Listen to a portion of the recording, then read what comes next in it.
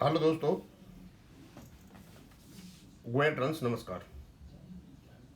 मैं दीवान सिंह। मैं आपको बताना चाहूँगा, एक्चुअली मैं इन तथ्यों के साथ कल वीडियो बनाना चाहता था, लेकिन कुछ तथ्यों के साथ आज बनाना चाहता हूँ। जैसे हमने ये पता चला कि 3 बजे 6 तारीख को एक स्पेशल बेंच का गठन किया गया है और उसमें 3 केस हैं, 301, 302 और 303। सिंगला साहब वाला केस 302 पे है। स्वाभाविक सी बात है, जब कोर्ट 3 से और 4 खुलेगा, रूटीन तो यही है। अब क्योंकि स्पेशल बेंच है, इसका टाइम बढ़ भी सकता है और 4 बजे तक भी रह सकता है, दोनों संभावनाएं हैं। और इसमें पहला और दूसरा दोनों ही पार्ट हर्ड केस हैं। तीसरे का मैंने देखा नहीं क्या है। तो सबसे पहला रिएक्शन बैंक पेंशन का यही होगा कि टाइम ही नहीं मिलेगा 301 केस से, इसलिए 6 तारीख को इसकी सुनवाई नहीं होगी। मेरा भी रिएक्शन यही है।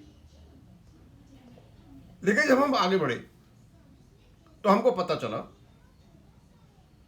कि 3 से 1 केस ये मंगलवार से चला हुआ है और बुधवार को जो हमारा केस की सुनवाई नहीं होनी थी, इस केस ने लगभग 12:15 बजे शुरू हो गया, 3:38 तक चला था। आप अंदाज लगा सकते हो, लगभग 3 साढ़े 3 घंटा चला था। लगभग इस केस में बहस हो चुकी है, पार्ट हर्ड है। मुझे नहीं लगता ये ज़्यादा टाइम लेगा और माला टाइम लेता भी है। तो आपका केस स्पेशल बेंच में आ चुका है। इसके कुछ मतलब होते हैं। स्पेशल बेंच में आपका केस जाने का मतलब यह है कि ये बहुत इंपॉर्टेंट केस है, फास्ट ट्रैक में है और इस केस की सुनवाई वही बेंच कर रही है जो बेंच पहले कर रही थी, यानी जस्टिस विक्रमनाथ जी और अपने दूसरे जजों को नहीं बदला गया है। तो जस्टिस विक्रमनाथ जी ने यह कहा था, your arguments are irregular, irrelevant, if you have not paid you will have to pay. वो बरकरार हैं, वो कहीं नहीं गए हैं। ये नई बेंच आती तो शायद ये बर्ड निकल जाते। अब स्पेशल बेंच तो वही आएगी जिसने केस सुन रखा है। जब पार्ट हर्ड के साथ सुनवाई हो रही है तो सुनेंगे तो वही जज जो ऑलरेडी सुन के बैठे हुए हैं। तो एक तो दिमाग से यह शंका निकाल दें कि इसमें कोई जजों को बदला गया है। 3 बजे तक 3 जजों की बेंच रहेगी, उसके बाद में 2 जजों की बेंच हो जाएगी, स्पेशल बेंच बन जाएगी। एक बात, स्पेशल बेंच का गठन केवल और केवल सीजीआई की अनुमति से होता है और मैं ये मान के चलता हूं कि अब ये केस रजिस्ट्री के अधिकार से निकल करके सीजीआई साहब के रोस्टर और द मास्टर के चक्कर में आ गया है। और दोनों ही केस, पहला और दूसरा, तीसरे का तो मुझे पता नहीं है, आर्टिकल 21 से रिलेटेड है, फंडामेंटल राइट से रिलेटेड है। और हमारा केस तो बहुत पहले आ जाना चाहिए था सीरीज पे, लेकिन इसको रोका गया था। हमारे वकीलों ने रोका और रेस्पोंडेंट के वकीलों ने रोका। और जब कि स्पेशल बेंच में अब चला गया है तो रेस्पोंडेंट के वकीलों को आना पड़ेगा। अब ये एडजमेंट नहीं मांग सकते और यदि इस प्रकार गड़बड़ी करते हैं तो ये एक्स पार्टी भी हो सकता है। और इस केस ने, एमसी सिंगला के केस ने इतने इतने खेल खेले हैं, आप सोच नहीं सकते। जब ये आश्वस्त हो गए चंडीगढ़ हाई कोर्ट से, आईबीए, यूएफई और बैंक, कि अब पेंशन अपडेशन हो ही नहीं सकता और शायद सिंगला जी सुप्रीम कोर्ट जाएंगे ही नहीं, तो इन्होंने 2015 में जो आपका 10वां भी सेटलमेंट आया था, जो मई 2015 में आया था, इनको पता चल चुका था। इन्होंने खेल खेले, पहला खेल खेला कि जो पेंशनर्स हैं वो उनसे हमारी कॉन्ट्रेक्चुअल लायबिलिटी नहीं है। उनको पता है ये खेल खेलेंगे तो हम इनसे कुछ कह नहीं सकते। उसी समय आपका स्पेशल अलाउंस आया था और एक अकेला अलाउंस है जिसकी रेट बढ़ती है, यानी बेसिक पेंशन बढ़ती है बीपी की, इसकी रेट बढ़ती है, परसेंटेज बढ़ती है। ये कुछ नहीं है, ये पेंशन का जो पैसा था, फंड था, उस फंड को एडजस्ट करने की ट्रिक थी। हम बाद में बताएंगे कि ये कहते हैं ना कि हमारी बेसिक पे को काट करके और ये स्पेशल अलाउंस बनाया, ये तो बाद में पता चला कैलकुलेशन से कि बेसिक पे को काट करके ये अलग से दिया गया नहीं दिया गया। और इसमें बहुत बड़ी चाल थी। ये यूएफबी के संगठन थे, इनको एक पैसे का इंतजाम कर दिया गया कि जब तक ये लोग यहां पर नौकरी करेंगे तब तक इनको मिलेगा, बाद में नहीं मिलेगा, पेंशन में कैलकुलेट नहीं होगा, क्योंकि 2-3 साल बाद लेट करो थोड़ा सेटलमेंट को, एरियर बनते हैं, 4% लेवी मिल जाती है, इन यूनियन का इंतजाम हो गया। बाद में उसके लिए बेसिक पेंशन के कोर्ट में जाइए, आप पढ़ तो गले में गया इनके में ये, क्योंकि जो बेसिक अलाउंस है वो भी बेसिक पे का पार्ट है, देना तो पड़ेगा। और मुझे नहीं लगता बेसिक पे को काट के दिया गया है, ये अलग से दिया गया है। और उसी चीज को बांटने के लिए इन्होंने सोचा शायद और भी कर ले, तो इन्होंने पीएलआई लेकर के आए, जो बड़े बड़े अधिकारी जो लंबी लंबी पीएलआई, उसको पीएलआई की जरूरत क्या पड़ती है? डबल पे काम कराओगे, इसके थोड़े से आगे डबल पे देखोगे, ये कौन सा मतलब समझौते में हुआ? पर वो भी समझौता किया इन लोगों ने। ये सारी बातें आएंगी, ये बचेंगे नहीं, ये जो कुछ खेल खेला है इन्होंने, ये सारी बातें आएंगी।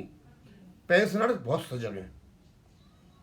अब रही इस केस की बात, ये आपकी स्पेशल बेंच है, केस लगभग तय हो चुका है, सिर्फ 3 कैलकुलेशन से ये देखना है कि हाँ इस पे स्टैटिक रही हुई है, कोई अपडेशन नहीं हुआ है।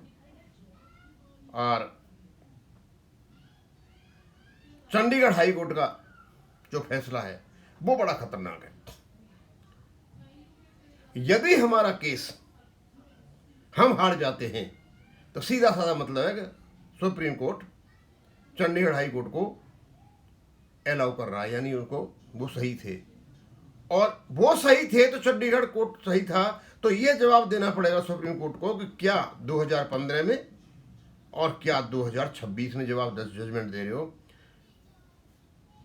क्लॉज 12 पेंशन सेटलमेंट का अंडर निगोशिएशन है, और रेगुलेशन के इंटरप्रिटेशन के लिए क्या बाद में आईबीए और एआईबीए के पास जाना चाहिए, ये बड़ा कांटे का सवाल है। ये ऐसा कांटा फंसा है जब मांस खाते हैं ना मछली का, जो गले में फंस, जब वो फंस गया है, इधर उधर निकल नहीं सकते। एक ही काम करना पड़ेगा, यदि हम हारते हैं तो सुप्रीम कोर्ट के गले में फंदा फंस जाएगा, और हम जीतते हैं जो 100% चांसेज हैं, क्योंकि न्याय तो न्याय ही होता है, और लगभग हो चुका है। चंडीगढ़ हाई कोर्ट का फैसला, आईबीए, यूएफबी, ओईबीएन बैंक्स ये बच नहीं पाएंगे। इन्होंने 3 लाख लोगों की हत्या कर दी है। अब इसको मैं आगे नहीं खींचूंगा, इतना ही कहूंगा। बार ये आ रहा था साहब कितने जजों को बदल दिया गया है, वही जज हैं, क्यों उनको वो था ना, जस्टिस विक्रमनाथ जी ने कहा था कि भाई आपने पे नहीं किया तो पे करना पड़ेगा। दोस्तों जज वही हैं, जस्टिस विक्रमनाथ जी हैं। स्पेशल बेंच का मैटर है, ये बहुत ही अर्जेंट, फास्ट ट्रैक और तुरंत एडजुडिकेशन के लिए बनाई जाती है। और अब आपके केस के साथ 2 विशेषताएं जुड़ गई हैं, पार्ट हर्ड और refer to special bench. Special bench को रेफर किया है तो ये केस अब बाहर निकल के ही आएगा, अलाउड और डिसअलाउड। डिसअलाउड होने के तो बहुत कम चांसेस है, इट विल बी अलाउड। और एक बात बता दूंगा आपको, एमसी सिंगला एक अमर हो जाएगा इस केस से, वो चले भले ही जाएंगे लेकिन अमर हो जाएगा। एमसी सिंगला अमर हो जाएगा बैंकर्स में, और हो सकता है कि आने वाले दिनों में इस पर कुछ किताबें भी लिख दी जाए। इतिहास में एमसी सिंगला एक व्यक्ति अमर हो रहेगा, वो इटर्नल हो जाएगा, उसका नाम ऐसे चमकेगा जैसे चांद और सितारे चमकेंगे जुडिशियल हिस्ट्री में। इसके केसों की जगह जगह मिसाल दी जाएगी। एक व्यक्ति अपने को इस प्रकार डाल करके चला गया, लेकिन इतने लोगों का घर बसा गया, और पता नहीं अभी क्या क्या होगा। ये बहुत कुछ होना है, क्योंकि इस केस ने भारतीय संविधान के इवन मूल मौलिक अधिकारों पर भी और दूसरे लीगल प्रोविजंस पर बहुत बड़े सवाल उठा दिए हैं। इसका एड्रेस केवल और केवल माननीय सुप्रीम कोर्ट को ही करना है। मैं यहीं खत्म करूँगा। थैंक यू, धन्यवाद।